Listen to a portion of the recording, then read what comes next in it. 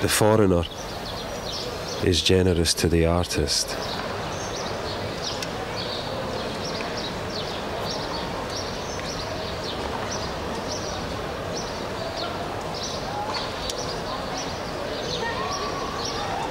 But the artist is a foreigner as well.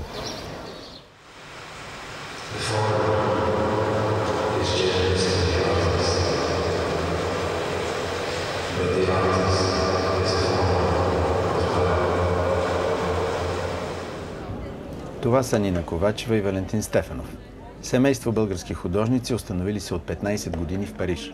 Дори на пъпа на Париж, в непосредствена близост до митичния център Жорж Помпиду. Техните оригинални творби преминават границите на страни и континенти и достигат дори до България. Но нека им дадем възможност сами да разкажат за себе си. Вие сте художници с академично образование и двамата сте завършили Националната художествена академия в София. Какво ви потикна да търсите по-авангардни форми на творческа изява? Аз не мисля, че академичното образование е нещо съвсем различно. Ясно, че няма да стане така. Ами да опитаме да ги разделим. Става въпрос за начин на мислене, а не за образование, което човек е взел. Преди много години ни подариха един компютър, Mac, който в началото се чудихме точно за какво може да го използваме. И постепенно се увлякахме от всичките възможности на дигиталната техника, която се оказваше все по-завладяваща и по-интересна за нас. Аз не смятам, че класическото образование и авангардното изкуство или авангардното мислене са две коренно противоположни неща. Те просто се допълват и за да правиш авангардно или съвременно изкуство е много нужно да имаш класическо образование и това само помага, а не пречи.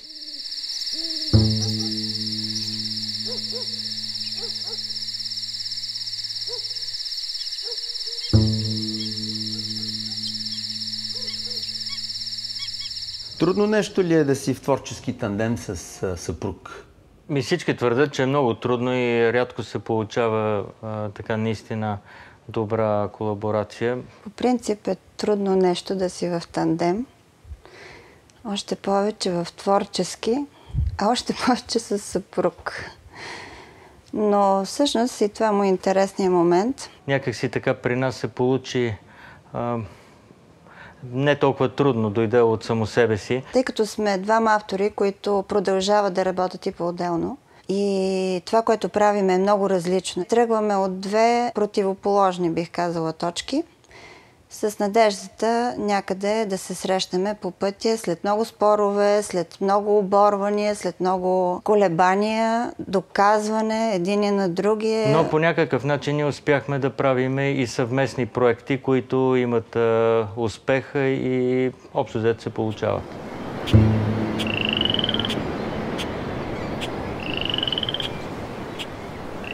Твоите работи са много женски, много чувствени.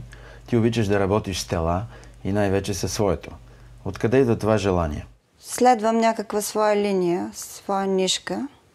Този период, който беше с моето тяло, беше едно вглеждане по-точно в менталната част от човека, отколкото в физическата му. Тоест, тялото беше като повод да се изрази менталното състояние.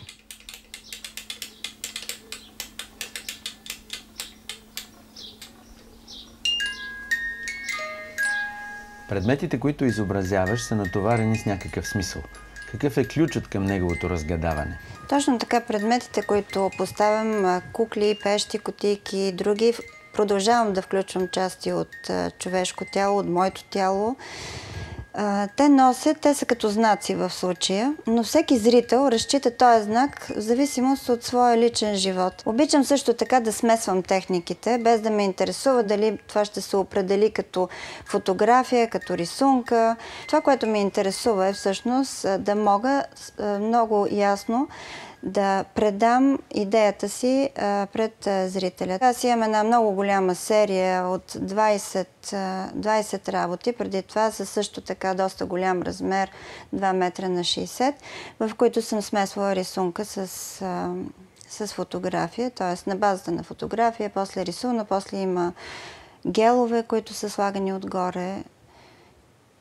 което ми беше много забавно като процес на работа и бях много щастлива в този период. Много бързо работех една след друга, идваха Имаше ли успех? работите. Имаше много голям успех. Аз когато започнах, Валентин ми каза, с този размер, не знам тук къде ще ги слагаме работите. Слава Богу, те никога всъщност не се събраха заедно. Те бяха 20 парчета и бяха много бързо продадени, така че аз дори не можах да ги изложа заедно в една галерия.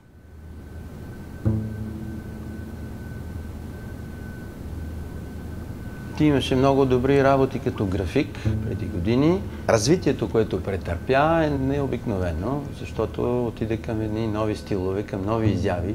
Откъде дойде това? Специално с видеоарта. Да, аз започнах творческата си кариера, което е в средата на 80-те с графика.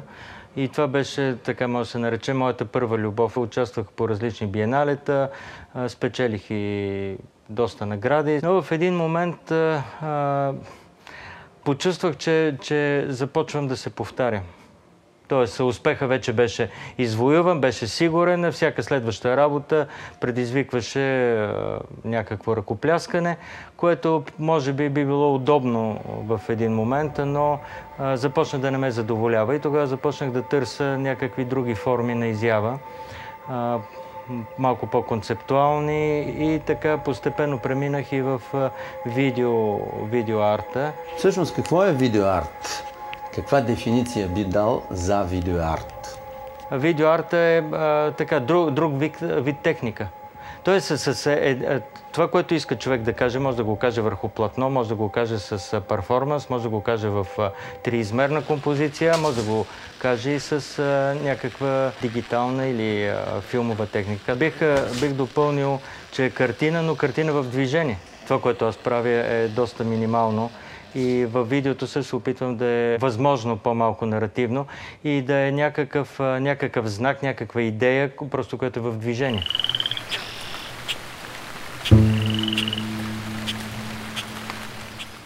I'm the best.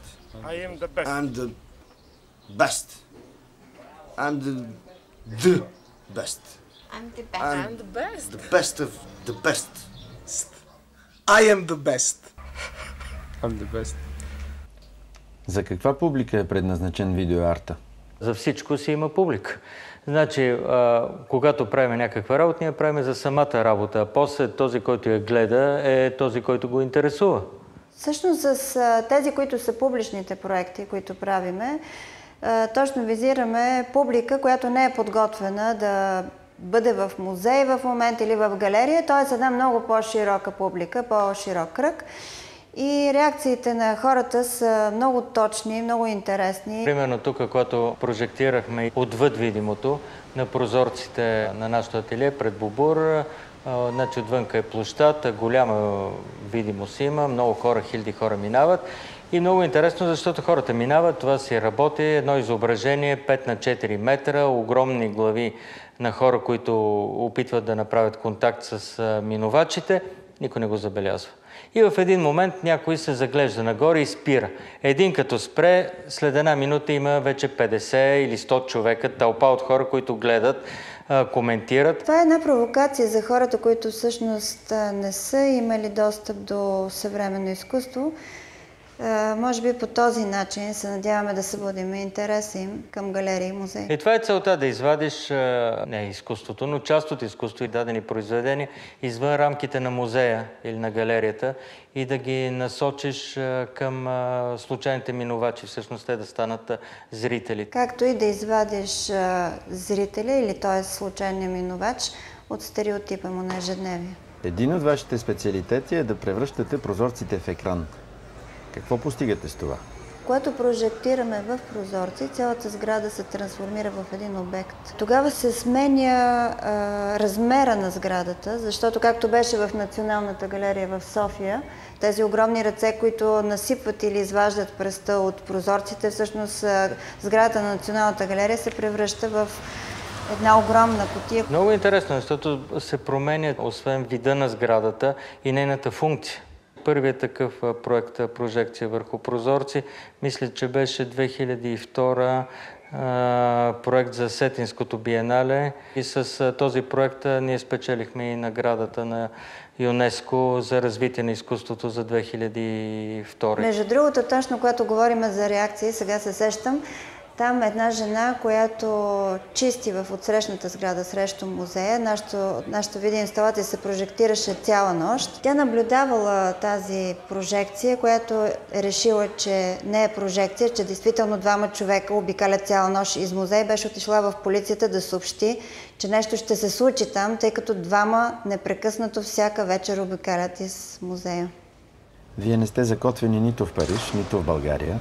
Къде другаде показвате вашите работи? Миналата година, за една година, излагахме от Канада, от биеналето в Кебек, по случай 400 години от основаването на Кебек, през Ротердам, през Холандия, Потсдан, през Берлин и до Шанхай, Пекин. А сега последното беше в февруари в Музея за модерно изкуство в Тайпе, в Тайван. Тоест сега дори в България ни предстоят 2 изложби. След това края на август сме поканени от Музея за съвременно изкуство в Тайпе да участваме в Art Fair Тайпе, който е най-големия в Азия. След което аз имам изложба в Берлин. После двамата излагаме в Виена, декември в Палермо. И февруари и март имаме резиденс отново в Тайпе с наше представяне в музея. А как вие самите бихте се определили като творци? Има изкуствоведи и критици, които биха определили и бих се заели с това нещо. Освен това не искам да улеснявам толкова нито зрители, нито критици, нито куратори.